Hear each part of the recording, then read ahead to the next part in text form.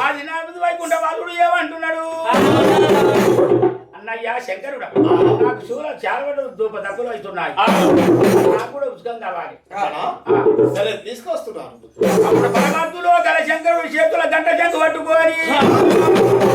చేత పట్టుకొని పోతున్నాడు